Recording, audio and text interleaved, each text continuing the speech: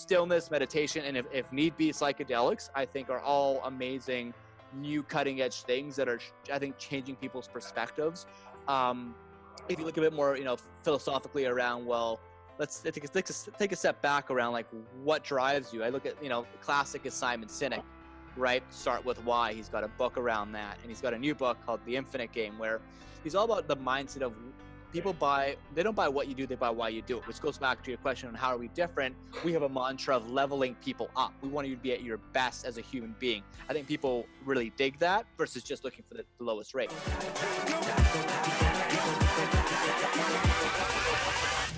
Hold up. All right, I'm rolling now, just so you know. Perfect. Thanks for being on time. Dude, what are you doing running a what? An 8 second 60? Well, no, hang on. Sub 8, all right, 785. The new personal best as of last weekend. Wow. How old are you, man? I just turned 30 in June.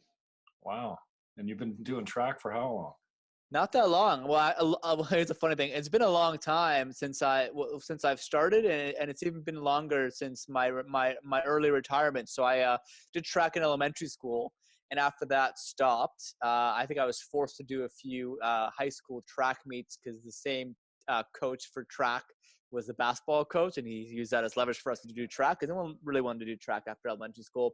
Then I stopped, and I rejoined track when I heard about the wonderful world of masters track 3 years ago. So I took like a 16-year hiatus from track, and then I got into it again, with people that are ages, 30 to 70. So there's a whole community of folks that are picking up track again to stay fit and stretch well and recover well and be with a community of motivated individuals. So I'm blessed to be back into track, and I run for U of T, their masters team, which has meets all the time, and we've got a fantastic coach, great team. So I like to do track whenever I'm not sprinting in business. Well, it's awesome. It's at the top of your feed, and I just thought, wow, that's impressive, man. That's hey, I'm no track star anymore, but it's still bottom 20% when you compare your times to the university students that we race against, funny enough. So, you got to keep a good attitude. What's the masters refer to? Is that age? I think age, yeah, exactly. Traditionally, I think masters are 35 and up, but they allow 30. And I even joined in my late 20s. But I guess under 30 is the open. So that means you race against people that are literally, a lot of them are university or qualifying for the Olympics. And I did a few of those, which were pretty demoralizing. And then once you're in past 30, you race against people that are a little bit older. So you're supposedly a little bit faster, relatively speaking. Cool. What else are you up to these days? Yeah, good question. Beyond all the fun things I do in business, what else am I doing? I'm really getting into space. I'm watching a ton of, I rewatched Cosmos the other day, not Carl Sagan's, but the more refreshed one with, our good friend, what's his name? I'm already blanking, but he's awesome. It's the refreshed Cosmos. And what else am I doing? Traveling between BC and Toronto. I've got another family and a lot of my team over there. I just got a citizenship pending for Spain. So I met a notary of my brother, I think it was last summer, and it was through this really crazy government program. If you can show ties to some of the people that were banished from Spain in 1492, primarily if you're of a Sephardic Jewish faith, they have a fast track program which they just closed in October around, if you can prove that, you get citizenship, and they've got this master list that we were on, luckily, and we somehow have made it happen. So I'm looking to be a Spanish citizen in the next couple of years. Fingers crossed I get the passport. Awesome. Paul Davidescu, did I say that right? You got it. That's the Romanian mouthful name. Yeah. I watched your clip of you guys on Dragon's Den there. It was 5 years ago, eh? That was back when I had less gray hairs and less battle wounds. I couldn't help but notice how disappointed Arlene was when you set her up with her colleague Mike instead of your partner Jonathan. I know, that's a very astute observation. In fact, we were gonna have Arlene and my Thor-like business partner, John, go on that date for the demo. But we actually heard from a fellow entrepreneur who was on the show a month before. So when we shot it in April, this didn't air until November. And he went for a drink with Michael. He knew that he had a thing going on with Arlene, like a romantic thing. So we knew that if we substituted Michael for John, they might actually do something interesting. And if you saw the episode, of course, they made out on the show, and it's a highlight reel for Dragon's Den, which was great for PR and a good story piece. So there's some strategy behind that. Yeah. Awesome. Well, tell us about what you're doing in mortgages. I've had one mortgage guy my whole career, 25 years, 26 years in the state. And he's finally retired. So I'm looking for a guy, and I know that you guys can work remotely. I've tried a couple other guys out through my brother. He's a realtor as well. And nice. Tell us a little bit about what's happening in the business, maybe any new products that are coming on the market. And of course, in my area, everyone wants to know how to buy no money down, without sticking your neck out at all, without the banks knowing about it. So tell us about anything that's new in your business. Yeah, for sure. And just a quick high level. I mean, it's worth considering kind of where I came from to answer that question. So I come from as you talked about Dragon's Den, from the marketing and technology world. Specifically, we started in the restaurant industry, and we made a parallel move into the real estate industry with the agency, and now, of course, Level Up Mortgages, where we kind of saw some patterns when we were doing marketing services for mortgage brokers who were not very tech progressive, can't brand themselves, pretty bad at sales, not organized, not systemized. And we realized that there's, and I think also beyond like just finding the lowest rates, you have to add extra value. So yeah, we actually spun out Level Up Mortgages through the agency who does all the marketing for Level Up.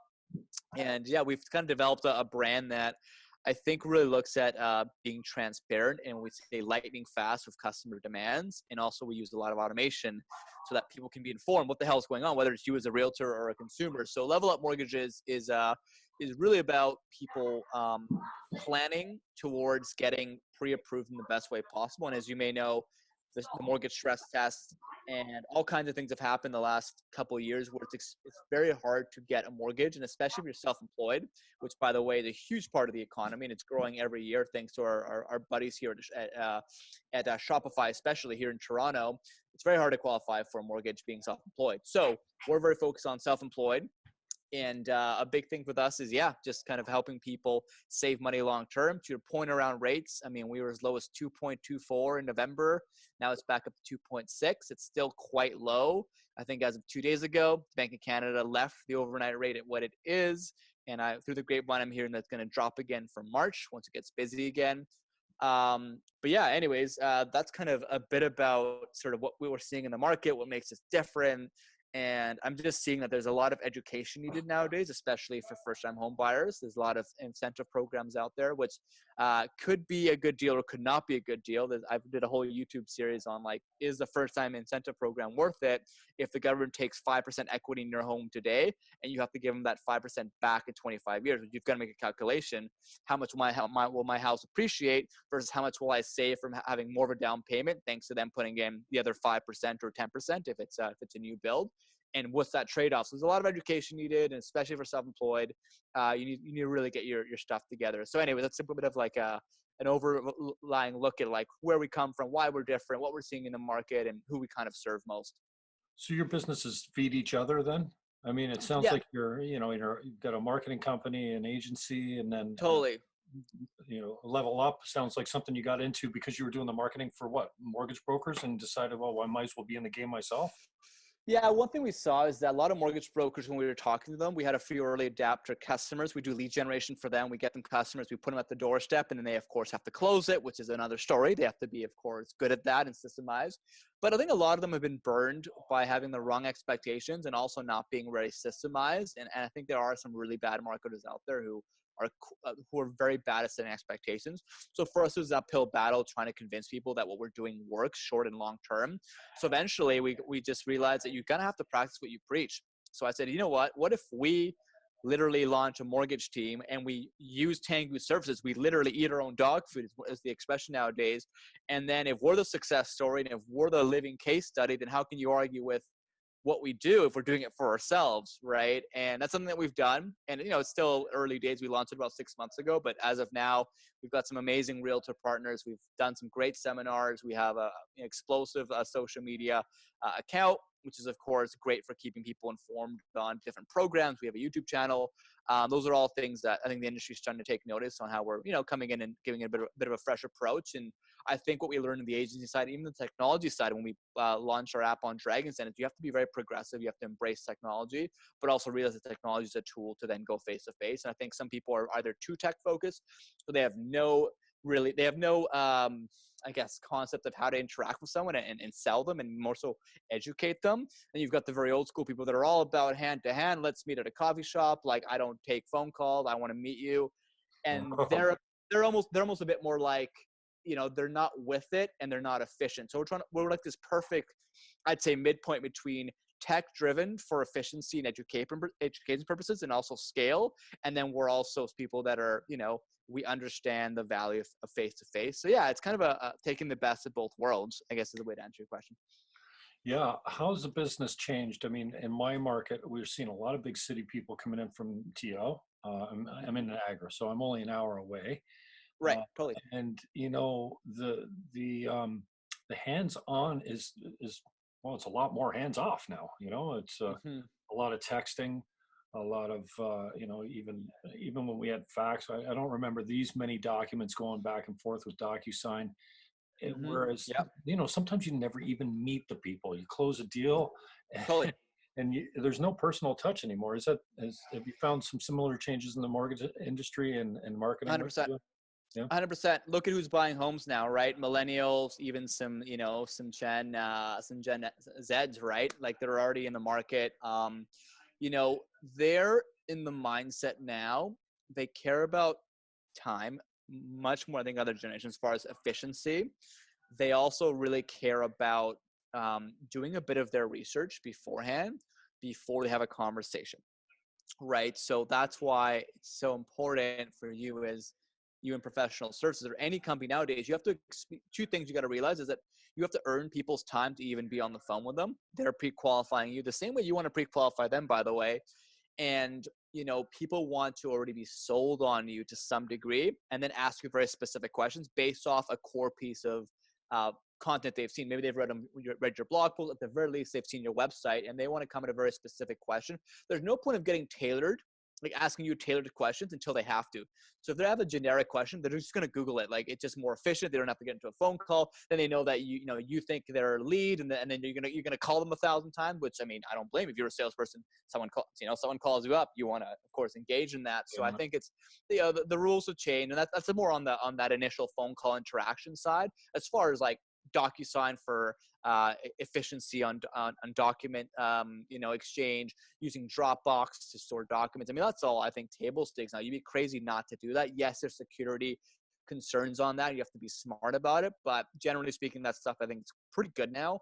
And yeah, I think just home buyers now, they're also shopping around more, so they can't physically be in 10 different places at once, right? Which is why they shop around, and that's why they do it all remotely. They're not going to meet you till they're like committed on you. So basically, you're buying for business until you meet someone. You're basically one of 10 other people, which is a whole other conversation. When you look at the dating world, if you look at what's happening in professional services, too many options. I think that's done at a detriment, but also I think it's great that there's so much more accessibility. There's an even playing field. And now to add value to service professional, it's not just about, your lowest rate or, how well, it's important to think about how fast you can be on replies. That's actually very important. But there's table stake things now that you need to stand out now with how well you tailor to that individual and how well you meet them where they want to be met. And that goes back to, again, technology. So yeah, 99% of people, for a lot of top producing mortgage agents, they never meet.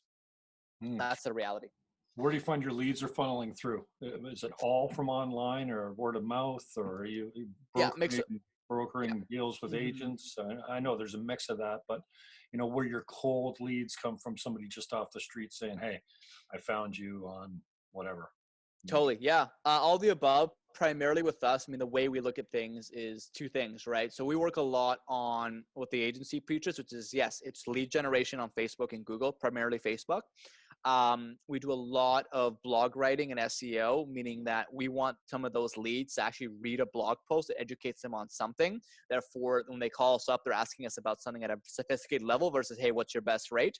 This is how you weed out rate shoppers versus people that actually want to tap into your expertise and aren't going to make you buy down your rates. And yeah, of course, we have centers of influence. I mean, of course, real wrong thinking of the realtor first before they think nowadays, and especially the Toronto market, a hot market that there's a lot of home sellers that are not even giving you time for subject removals. So imagine you put your deposit down. They're like, hey, you have 0 days to do any subject removals. You either buy it or you don't. If you're not 110% sure that you've been pre-approved for financing and you give your deposit, guess what? You're not getting that back when you realize that the stress test and a bunch of other new lender policies are going to give you maybe access to half the capital you expected you would get. So that's a huge kind of thing, right? Where you have to really do that research. So again, centers of influence are the realtors, and how do they get connected with us? I think as a mortgage broker, you have to add more value than saying, hey, I'll be a really reliable mortgage broker. Of course, that's important. You have to do that. But what we do is we do a lot of co-marketing with realtor partners. Either I coach them on personal branding, social media, resources from the agency so that I can help them build their business. And of course, once we work on a project together, they understand how we're awesome at communication, getting things done, and being very kind of personalized. And that's kind of the acting instead of saying. And then they know when they do a mortgage with us, we're going to act the same way to their clients as the way we act with them. So we kind of act, and we do that by ad first, which again starts in marketing. And that's kind of the world I come from. That's a big advantage we've had in, hooking up with top producing realtors who, have tons of other mortgage brokers, but they're pretty dispensable because they're not adding extra value beyond, of course, there's the tenure, but a lot of them, it's table stakes now. So we're really trying to add value around helping our partners sell better. And how do you differentiate yourself from the crowd? Because I mean, mortgage brokerage has got to be very competitive now, and I mean, the banks have seen you guys creep into the market as well. So how do you cut yourself loose from the crowd? Yeah, great question. So for our target market, which is a lot of self-employed newcomers and folks that we say are self-improvement focused. First of all, let's start from the very basics. So we work with a lot of non-bank lenders. And, I'm not sure how educated you are on the difference between like an MCAP, a First National, and a TD, right? Or an RBC. But usually the bigger banks, they won't drop their rates until 3 months after the market does. Why do they do that? Because they know that people think of them as a monopoly. So they're just profit maximizing. But there's a great article in the Huffington Post that talks about how they're usually at least a few months back. So yeah, there's usually much better rates of non-bank lenders, which are just focused on mortgages. And we do a ton of that. So of course you're going to get savings from that. I think also when you look at, the biggest thing is the service, right? Because there's some mortgage tech companies that if you look at Rate Hub, for example, or some mortgage tech companies, if it's all about rates there and you want zero service, you go for that. And that's great. We play more the premium side where you're still getting great rates, but the people that I filter out are people that, again, especially are self-employed, have probably been turned down by the banks. And a lot of them honestly might be, 6 months to a year away from buying, but they want to get educated first because, again, back to the millennial conversation, they want to get educated and they want to learn first. A lot of mortgage brokers won't have the system to properly follow up with them, or they just won't have the willingness to educate them. They're kind of looking for that quick deal. We're very patient with that. We create a lot of content on YouTube and blog posts, so we're educating way before the sale happens. So we're building relationships, and then we're staying in touch with our database.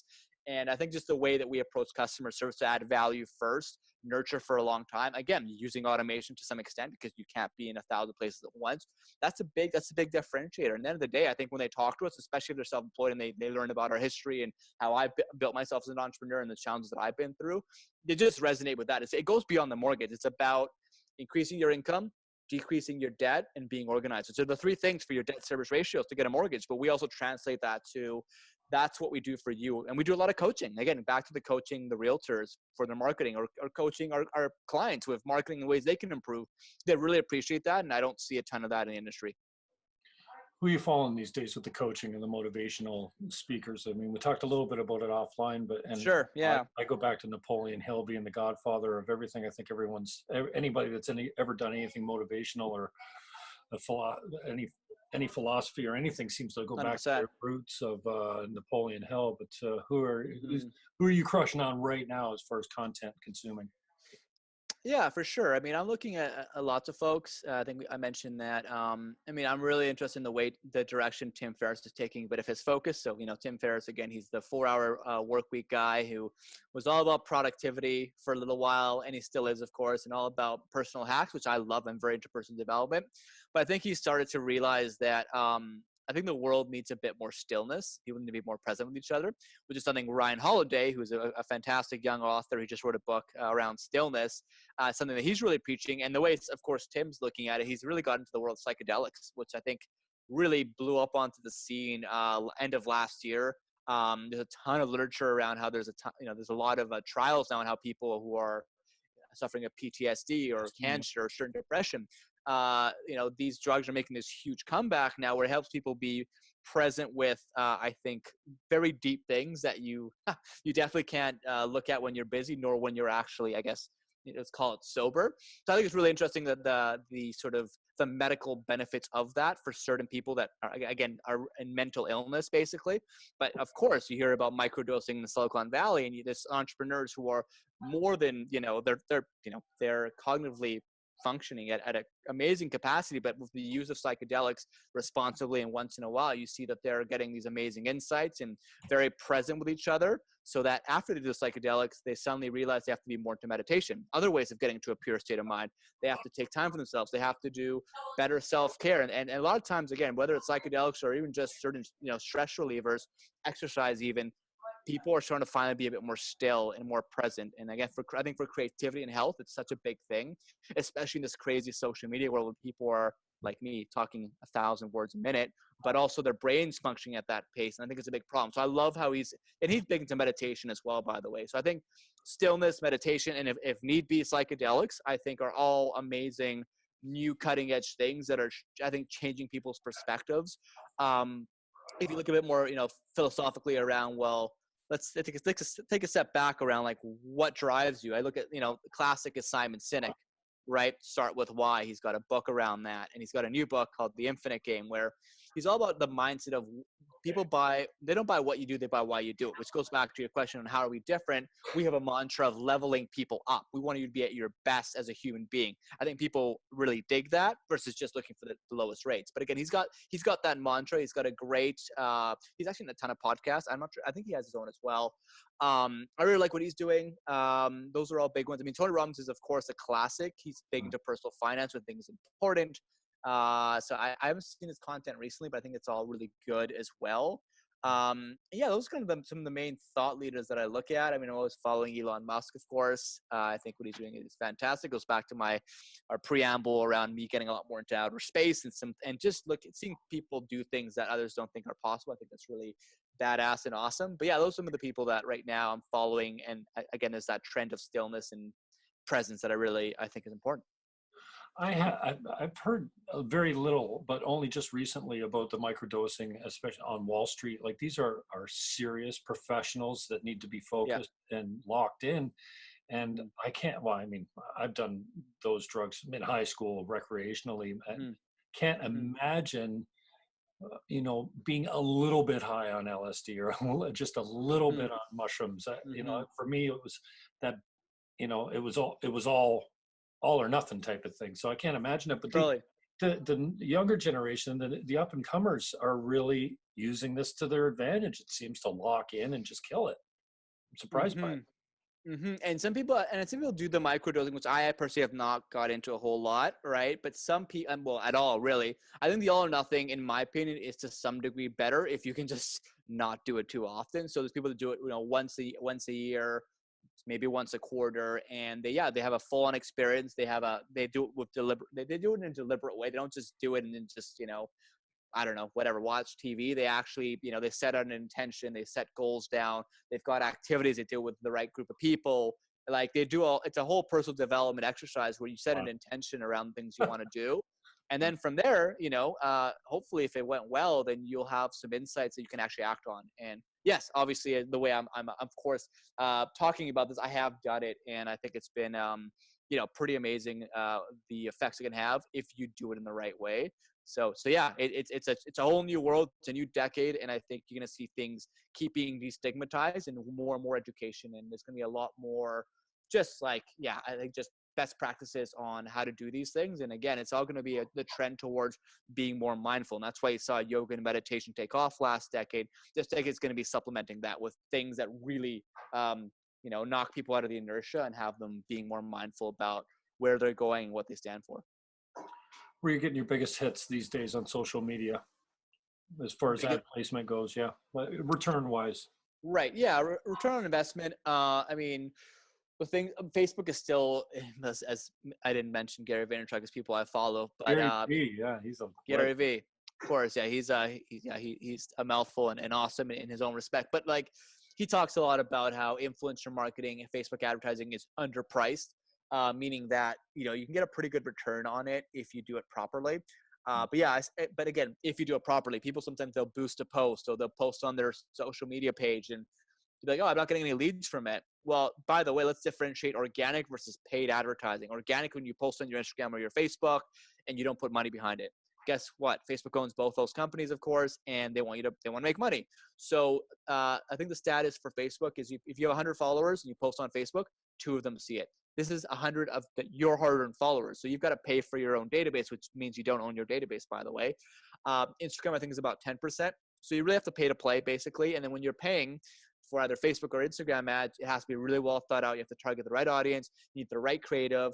And the thing is that you can't just be like, it's like dating, right? Of course, the proverbial dating analogy, right? You can't really, take someone home off the first time they see your brand, the first time they see you as a mortgage broker, as a realtor. It's like, if they, hey, like, call me for the best rates, or hey, call me to, help you buy your house. They're like, hey, great, I've seen 1,000 people like that. Like, why should I trust you? So we do a lot of, it's called layered advertising, because that's the way that I coin it, where there's a cold audience which has never been exposed to your brand, right? And let's say, what do you think they're going to be more into? If they see like, hey, call me for a consultation, or they see a blog post talking about last September's first-time home buyer incentive program, what you should know to save $40,000 throughout the term of your mortgage, right? So that engages them for sure, yeah. Right, and then but once they do that, if you put a cookie or a pixel on that blog post which links to your website, I can then retarget that same person a month later. And I can literally be like, remember, did you read our blog post around the first time home buyer incentive program? Here's another update on that same program, or here's another way for you to save money. Click here to view more or book a consultation. Then once they do that, they go to the next layer, and I can retarget now what's a warm audience with like, hey, talk to Paul. He's the one who wrote all the blog posts, and there's some things, that are too long to write on a blog post and may not apply to you unless you get a real consultation. So we've got this layered advertising approach where I use video, I use different kinds of ads, and I actually have these different segments of audience members through my Facebook ad manager where I can send them different ads based off the context and their buyer journey, which is like something you'll never get through radio. You will not get that through TV. It really is pretty fantastic if you go that route. That's the one thing. Now let's look at something very basic. Email marketing is still massive, but email marketing has to be personalized. It has to have good content inside of it, and it needs to be done on a consistent basis. So, a lot of the old fashioned stuff, people are like, oh yeah, it's all going to my spam folder. Still the most open thing if you do it properly. So yeah, Facebook ads and things like email and SMS marketing, if done respectfully and in a very segmented and personalized way, it can work really well for professional services. And really, I think most industries. Do you have a number on how many prospects it takes to get a hot lead or a prospect that's willing to buy, or a deal closed for that matter? Sure. Things that I'm seeing is if you do proper lead gen and you nurture them well, you can get as high as a 10%, 10% people you talk to, and one of them is going to be looking for a mortgage. Will they close tomorrow? Maybe not. So you've got to nurture them. That's all, given that you're good on the phone and you know how to nurture. But yeah, I think 10% is doable. That's on the high side from what I've seen. Look, if you like, I'm not sure. I don't think they sell leads anymore in Ontario, but if you talk to Rate Hub, right, and they can resell you the leads that go to their website to look at mortgages. I think they do that in certain provinces. That could be up to 20% conversion rate. But keep in mind, you're getting people that are rate shoppers that are going to be having small mortgages, making you buy down your rate. You might make $1,000 or $2,000 if you're lucky on it. So that's for like the very bottom of the barrel rate shoppers. But for quality leads, again, it's going to be maybe 1 in 10, 1 in 20, and it's going to take six to 12 months to actually do it properly, right, and to nurture them. So yeah, those are some basic benchmarks that I've seen. I think if you do lead gen and you're not nurturing people through email marketing, you've literally wasted your money, because these people are early in their buyer journey. unless you're buying from retail or Borrowell or people that have higher intent leads, which are, by the way, $80 a lead, a lot more expensive. Even them you have to nurture, but you really need to have the other systems in place, or just throwing money at an ad. How you find the technologies change your business, and is there any hot products out there now that are specifically there because technology's surpassing, just it's a lightning speed, it seems? Totally, yeah. So there's different tools that we use for the start on the marketing and sales front. So obviously a CRM is very important for managing your database. We use HubSpot, and you can use yeah, you can use the free version. I actually haven't, I'm not even paying yet, right? And you can really stretch out the free version. And it's quite fantastic. I mean, they're the thought leaders. What's that? HubSpot gives you? HubSpot give you other than tracking email or whatever? That's lots. They do. Yeah, they have CRM. They have like a call. They've got a sales product and a marketing product later on top of it. I do my newsletters through there. Yes, you can track notes. You can do email drips. You can, there's a whole bot marketing now done in technology. There's like messenger bot marketing when you talk to a bot and it sends you FAQ questions kind of as you go. They do that as well. Yeah, lots of good stuff to help you save time in, I think, prioritizing leads, and also even getting the ball rolling with leads off your bot, so that when they talk to you, it's been escalated and you've already answered a few questions and you've got more context. So yeah, actually, bot marketing is one thing that I'm doing a lot with the agency, and that I think is a technology that is definitely, it's getting here, man. AI is getting here. And I think it's being well received by consumers if it just saves them time and it's not a cop out for not giving them true customer service. So I think you do have to balance both. But yeah, HubSpot's a big one. Again, all the retargeting capabilities on Facebook we talked about, that's massive. I mean, if I just look at my phone right now, if I look at the apps that that I'm using right now, I use Harvest, which is a time tracker. I use it just for productivity standpoint. So I kind of track all the activities I do throughout a week to audit my time. That's a bit OCD and nerdy, but it does help if you're someone who's at a high performance and trying to really do a lot of things and do it properly. I do a lot of that. I use Slack, of course, which is a BC and Silicon Valley company. They're great for internal team communication. That's been fantastic. There's a lot of power dialers that help you do cold calls. Like you do 3 calls at once and it doesn't connect. It connects you with the call that picks up. So I learned about that today. I think it's called Mojo Dialer, that I haven't used it, but I think it's super interesting. I have to talk about, of course, podcasting, whatnot. Overcast is a great app where you can create playlists of different podcasts. So the problem is, if you listen to a podcast, you're like on iTunes, you're forced to look at a series of them under the same sort of, I guess, producer. But once you run out, you procrastinate to be like, okay, what should I listen to next? And then you're busy, you don't do it. You can make an actual playlist of, like, let's say, best marketing podcasts, and you kind of add your favorite episodes from different podcasters, and it plays in sequence. So there's no procrastination. You can just rip through them. I do a lot of that. I use the Waking Up with Sam Harris and the Headspace app for meditation, Audible for audiobooks. I mean, go on and on. Oh, wow. I saw a post of yours where you quoted Sam Harris or something like this. I'm like, man, this guy is all over the place with the Sam Harris is such a deep thinker for me. I'm not one of my favorite, guys, but I really haven't given him much of a chance. I don't think. But what do you like about him?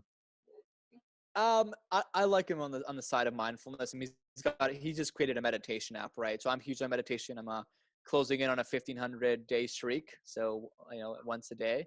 So I'm pretty proud of that. And I think it's also a very useful tool for me. I mean, I actually listen less to his podcast, and I'm more just into his meditation app. Although he's got a few pretty interesting episodes where, again, back to the psychedelics conversation, he's interviewing a ton of the top researchers there and linking that to mindfulness. And it's pretty cool stuff he's doing. I think him and Tim are really on the same page with a lot of things. But yeah, no, he's just him and of course Jordan Peterson, local UFT prof, who's blown up in his own respect. They do a lot of things together as well. So I think they challenge a lot of society's norms politically, societally. I think there's a lot of cool stuff that they challenge, and I'm a fan of course, looking at that stuff. And I know you're pretty big onto that as well. So yeah, those are the reasons why I think he's great. Yeah, 2 intellects like that debating or even just sharing ideas on a stage is pretty fascinating. Jordan Peterson's bright, man. I've learned so much from that guy. It's unbelievable. But what are some of your favorite life hacks? We talked about that a little bit earlier.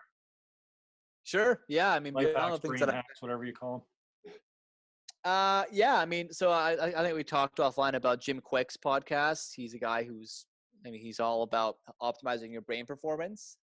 And yeah, that's some of the things he's talked about is even things like body language. Like, there's a TED Talk. I think the most watched TED Talk is when They talk about the power pose.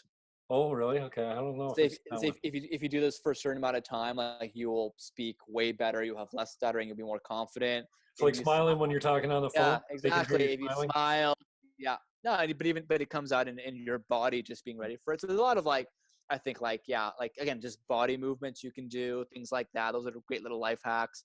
I use the Pomodoro Timer. So it basically this is the reason why TED Talks are 18 minutes or less, right? Attention span doesn't really hold well beyond that, whether someone's consuming information or someone who's actually giving out information. So what I do is I got a timer every 25 minutes. It rings and it kind of forces me to stop, breathe, and maybe take either a 5-second break or a 5-minute break, and then get back at it, really like hitting it hard. And when there's a timer, you're a bit more under the gun. You're not being distracted as much because you're like, there's time. There's like a, it's time bound. I think it's very important, right? So I use a Pomodoro Timer. You can download it on your desktop or on your app. That keeps me very productive. We talked about harvest, of course. Other life hacks are just like, yeah, like just, like how do you, one thing I really like, I think people really, they're really caught up procrastination, right? And now that people are getting, tugged in so many different directions from like, phone calls or social media or just people's demands. I do something where I just kind of block and tackle my week. So I design an ideal week and I literally categorize all the different things that I need to do, different activities that lead towards certain results.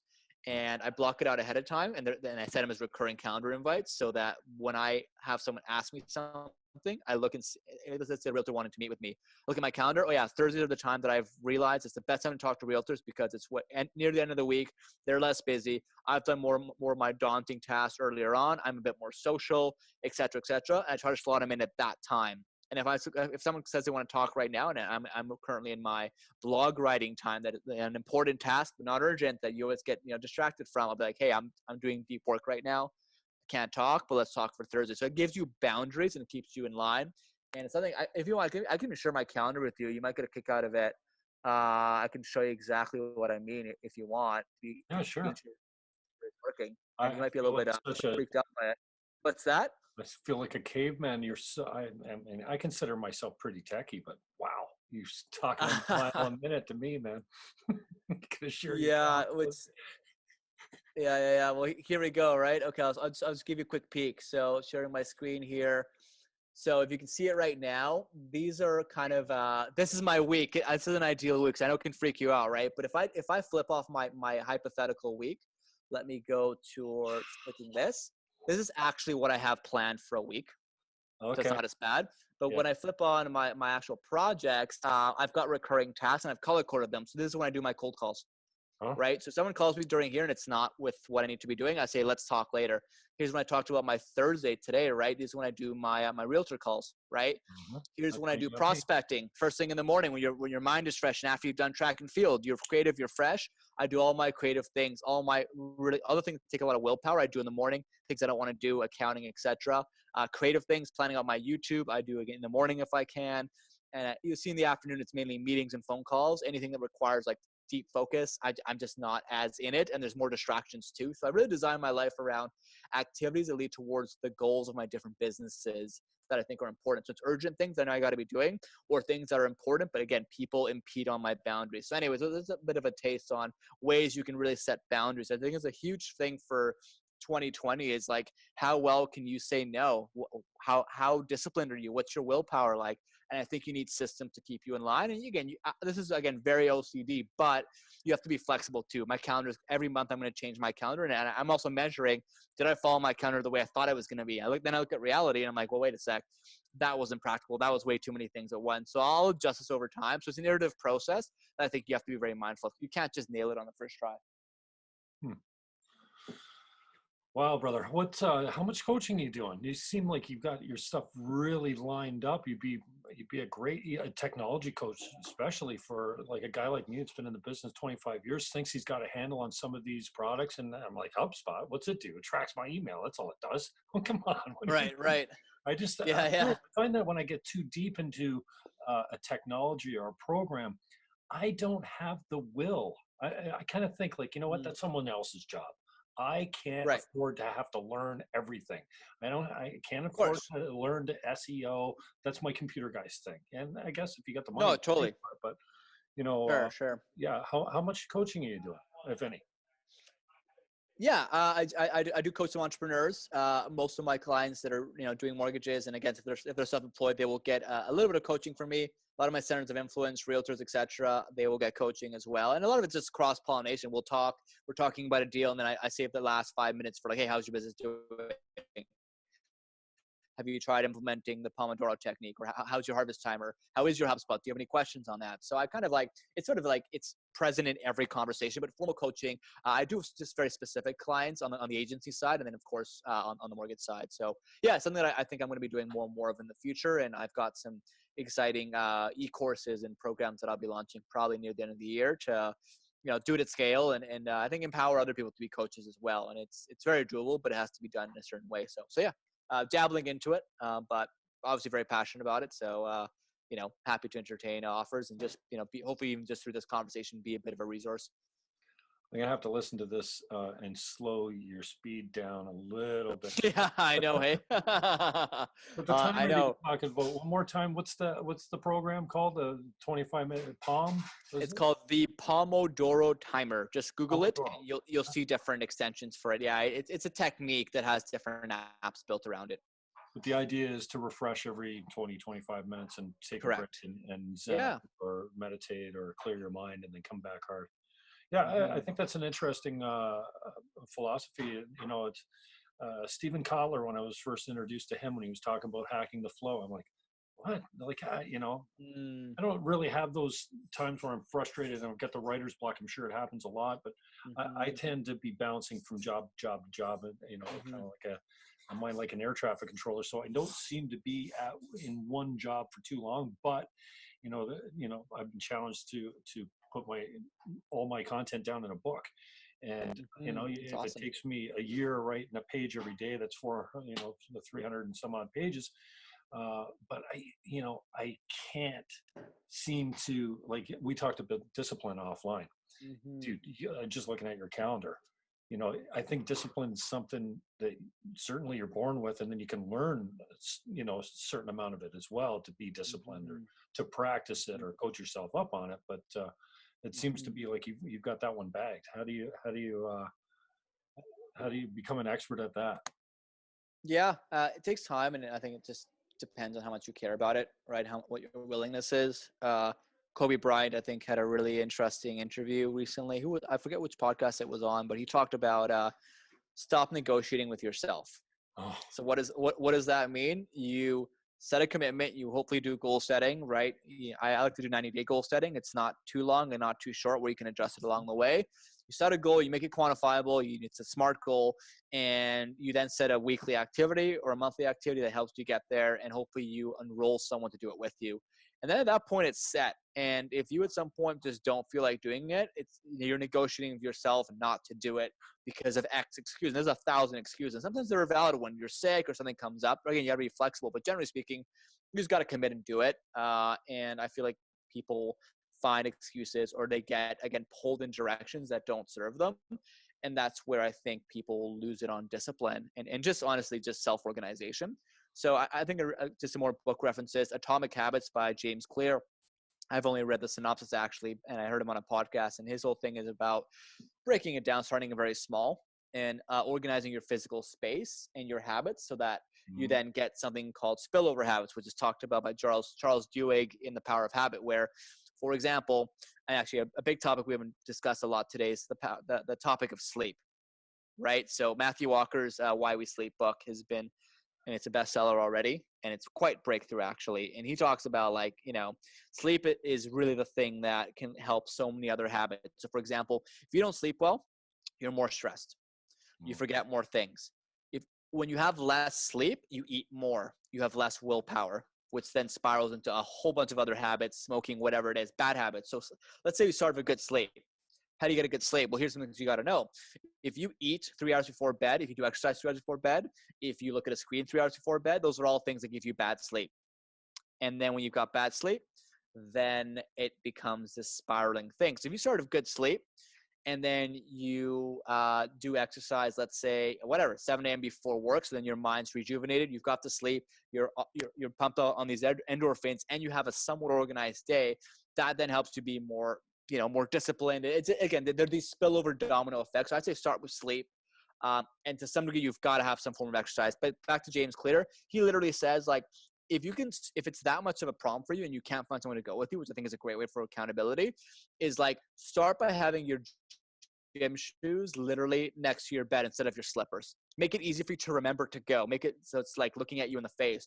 And maybe step one for you is you literally put on your shoes and walk over to the gym, or you drive to the gym and you go for 5 minutes.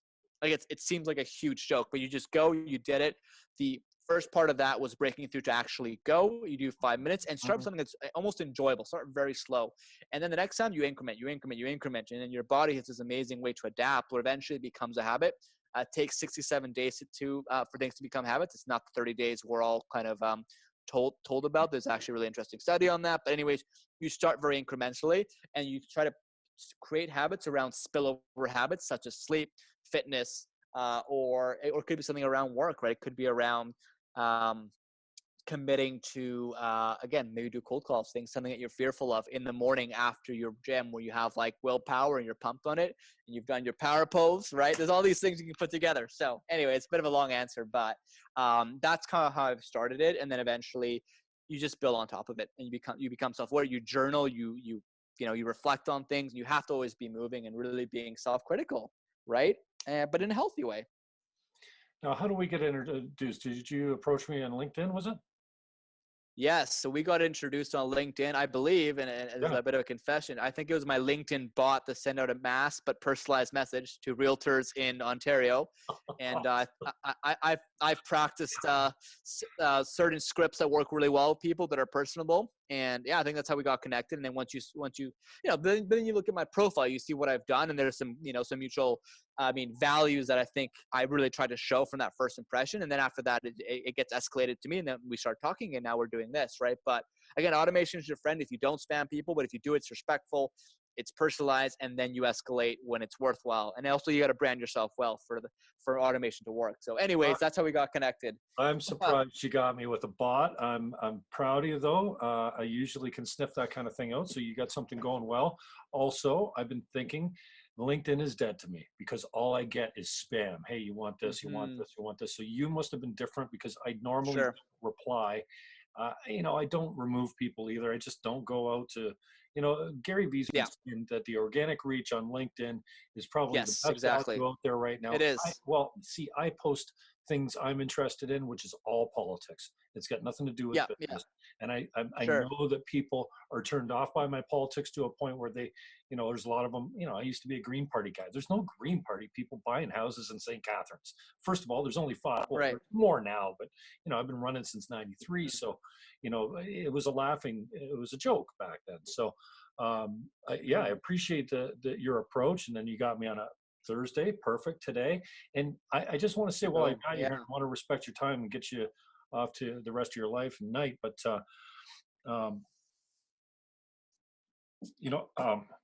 sorry, I got a brain fart. No worries. When you covered a lot today. Yeah. When you first approached me, I can't wait to listen to this back because, when you're interviewing someone, you're not present to the whole, you want to keep the conversation going. Of course. Yeah. You talk so fast. I feel the same. I do too as well. I know. I'm sorry. You're going to have to go instead of 2 times the speed, half the speed. People I'm looking forward to watching it back. But here I think today I said, hey, I could have you on. And you're like, okay. And I think to myself, oh man, I'm not feeling so great today. I tend to, I want to feel good. I want to be on top of my game. I don't want to come out here and be flat. And then as I'm talking to you, I'm like, geez, I thought I was doing this guy a favor. Look at all the stuff he's giving me. And you're bringing me a real awareness about, like I'm transitioning. I think I'm transitioning out of real estate. I've been looking at coaching. I actually built a coaching business off the books. And so when people, awesome. When people are, prospecting for me for realtor business, I'm like, dude, you got the wrong guy. Because I'm on my way out, or I'm not doing enough business to be worth their while right now. I'm going in this direction. So I appreciate that your approach. Number one, you hooked me. That's good. And Wow. Mhm. If if you're closer, hanging out with you for a couple hours would be so great, because a guy like you get on a computer and you're like, oh, well, like, how'd you do that? Easy. You know what I mean? So yeah, Yeah, I'm sure, sure you got a sure. lot of hacks for a guy like me, but you're a little bit younger than I am too. So maybe that's an advantage as well, as far as being up to speed with all the technology as well. But like I said, I'm sitting here Sure, going, sure. "Geez, who's doing who the favor here? I'm learning all kinds of stuff from you, Paul." Well, I'm very grateful to be on the show, man. I mean, one thing too is I think it's just, I have a lot of things in my head that I don't always get to, talk to someone about. So even this is therapeutic for me as far as Mhm. articulating, my ever evolving journey and seeing how it can be of service to people that, that have shared values and whatnot. So hopefully it's useful for your viewers. And well, I mean, definitely if you want, I mean, I'm a big food guy. We come from started in the restaurant marketing world. There's a lot of cool restaurants you can go to and have a meal, and I can, whip out your laptop and we can talk Mhm. about things. And I'm a big fan of mixing, the food world and breaking bread and building relationships and getting shit done, making things happen. So, I mean, I've got one of my staff members in Niagara, so when I'm up there, I'll let you know. And likewise, when you're Definitely. here in the six in TO on Queen and Bathurst is where our office is. So always happy to Okay. chat, of course. Yeah, Yeah. great. My cousin's got one of the best restaurants around down here. It's called the Wellington Court Cafe. If next time you're down, if you haven't been there yet, Oh, wow. he's a world-class chef. Eric Peacock's his name, so pop Very in cool. there. And yeah, but let's do this again though. Let's book another call with maybe a little bit more intentionality. We'll cover Sure. less and go Yeah. deeper into the subjects a little bit. And then I know that there's going to be some value for people out there. Even with my limited viewership or whatnot, there's people. Mm-hmm. I had a guy the other day. Was doing a YouTube stream. He's like, "Dude, I'm your only viewer. Can you answer my political questions for crying out loud?" Well, I wasn't looking. I wasn't looking at the screen. I spend more time on the interview. But yeah, let's book another interview, and let's, like I said, be a little bit more intentional. We'll have less subjects and go deeper on it. And just on the way out, again, I want to respect your time. Contact information, Yeah, no website, worries. lay it out, Totally. whatever. I'll send you all of that. I'll send you all of that No, for sure. just And tell them. you want me Tell to them. say it out loud? Yeah, yeah, yeah, yeah. Okay. Just tell people Yeah, how that's they can get a hold of you. I'll put it in the link. right.